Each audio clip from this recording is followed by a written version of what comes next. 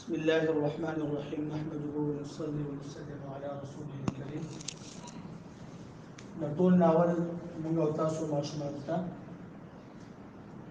د دې کار اهمیت او فضیلت ورزده کوو. حضور صلى الله عليه وسلم ارشاد مبارک اذا قال المعلم للصبي قل بسم الله الرحمن الرحيم كتب الله له ولوالديه ولمعلمه براءة من النار.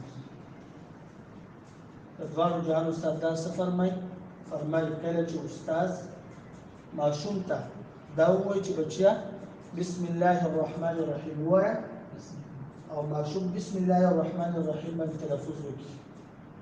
ظاهره کې خو بسم الله الرحمن الرحیم باندې بدلې سکن نه ولګېدل، لیکن الله سبحانه وتعالى څومره خوشاله شو سوال کوي كتب الله له د دې طالب العلم لپاره الله پاک ولیکو، ولوالديه د دې طالب العلم د مور او د پلار دواړو لپاره، ولمعلمه او د استاد محترم لپاره څه ولیکلی شي براءة من النار، د جهنم د اور نه نجات.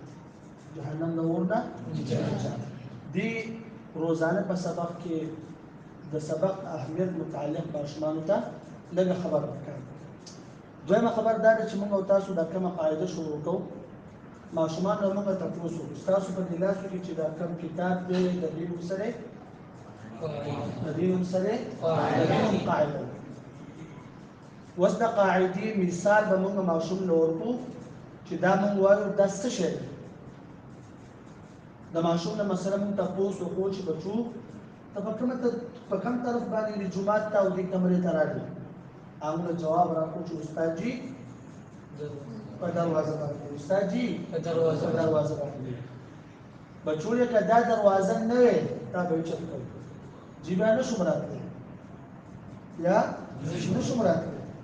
اوس ماشوم ته مخه خبره کېده چې د قاعدې مثال د قران کریم د پارادیس دی لکه د دې کمرې لپاره دروازه په قاعده باندې انسان قرآن کریم ته داخليږي. څه ته داخليږي؟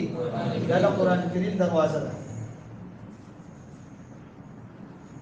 په دې باندې قرآن کریم ته انسان داخليږي. بیا چې قاعده سره وي قرآن کریم به صحیح وي، غلط نه وي. ځکه کوم یو سره غلط قرآن کریم وي، نبی علیہ السلام فرمایي رب قارئ للقرآن والقرآن يلعنه. ډېر قاریان به دې قرآن کریم وي او دغه قرآن کریم به هغه ته خیریږي. ولې؟ غلط پڑھنے کی وجہ سے، غلط ویلو د وجه